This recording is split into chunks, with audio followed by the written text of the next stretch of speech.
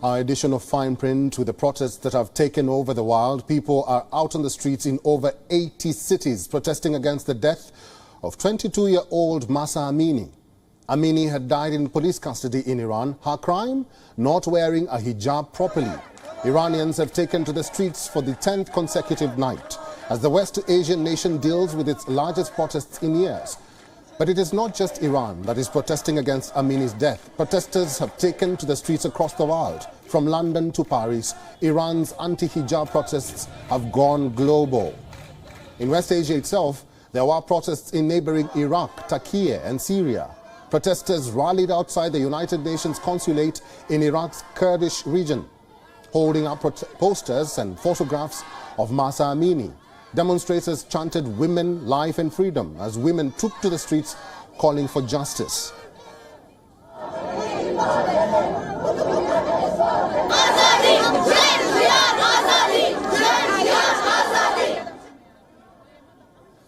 In Syria too, the scenes were similar. Hundreds of women protested in the Kurdish-controlled North Syria. Some cut their hair, others burned their headscarves.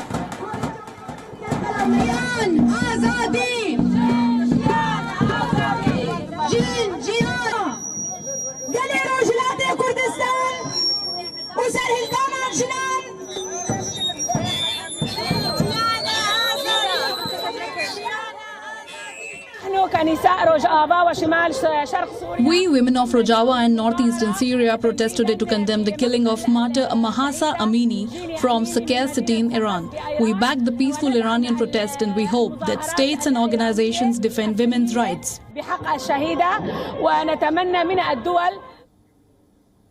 Turkey too witnessed similar protests in the last few days. The protests come even as Iran denies any role in Mahsa Amini's death.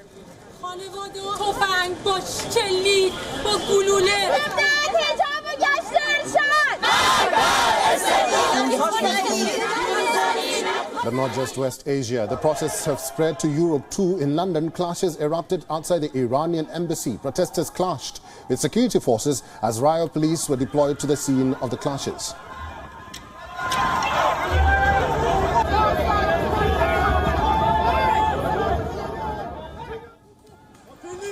In Paris, French police used tear gas to prevent the protests. This as hundreds of people were marching to Iran's embassy in Paris. The police first blocked the path of the protesters, then they used tear gas to disperse them.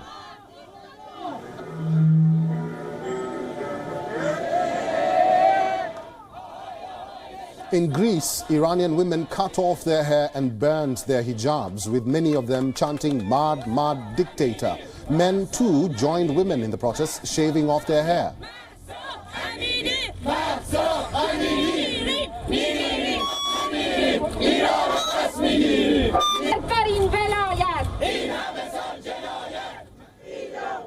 And in New York, public anger escalated over Amini's death as protesters called for the prosecution of President Ibrahim Raisi. Iran has denounced the global anti-hijab protests, criticizing Washington's support for so-called rioters.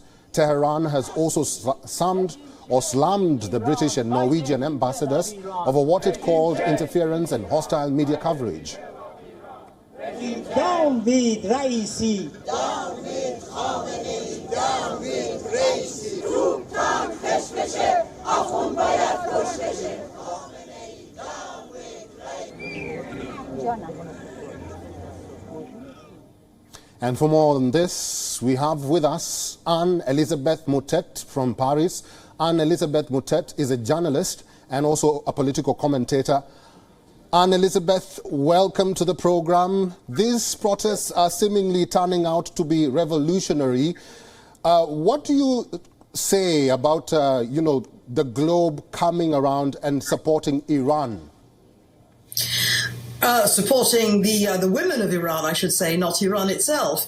But I think it's a combination of several things. First of all, we have known for years, decades, that the Iranian regime is now far beyond whatever human rights abuses were approached to the old Shah, and especially in the treatment of women, and especially in the subjugation of women. Iranians know also that this is a deeply corrupt regime, and the death of two women essentially beaten to death Mahini, but another one as well, is now sort of bringing them to the boil. In France, there's an added motive for anger, which is the fact that Emmanuel Macron, our president, met President Ibrahim Raisi and shook his hand at the National Assembly of the United Nations, with the hopes that if he has a sort of diplomacy with him, they can restore the JCPOA, the nuclear accord that essentially frames but does not forbid the nuclear production by Iran. And there's a feeling that this is outrageous. And then once again, President Macron is trying the kind of talk diplomacy that worked so well with Vladimir Putin to stop him invading Ukraine. So we have a French political contact, we have a world political contact and context, and we also have the anger of women and many men at the treatment meted out by the dictatorship in Iran. Anne-Elizabeth, do you think Iran will give in to this protests, and will we see some sort of reforms in the police, you think? They're not looking like they're going to, first of all, because they're a dictatorial regime and they don't give in to protests, being afraid that this might just escalate to more protest. And there's plenty to protest about in Iran. Human rights in general are being abused in Iran. But I also think that this might be seen as a moment to push by various oppositions in Iranian oppositions, because the regime is not doing very well, and now would be the time, especially with the current reach of the Iranians in the region, in the Middle East, but also in Iran. You have in Ukraine, the Iranians have used drones. I mean, the Russians have used Iranian drones to bomb the city of Odessa yesterday and the day before. So there's a terrorist sponsor state. We know very well that they are behind Hezbollah in Lebanon, for instance. There's a terrorist sponsor state, and there's a feeling that now is the moment to push. Finally, Anne-Elizabeth, if the Iranian government or the regime doesn't care, what happens next then? I think they believe that they can still hold the population subject. They have about 20% supporters. They have the very well-trained Revolutionary Guards, and they hope that they can still go on as was. And it's really a question of this kind of policy has worked, unfortunately, many times for dictatorships until it doesn't. Anne-Elizabeth Motet, thank you very much for talking to us and for making time for WION. Thank you. WION is now available in your country. Download the app now and get all the news on the move.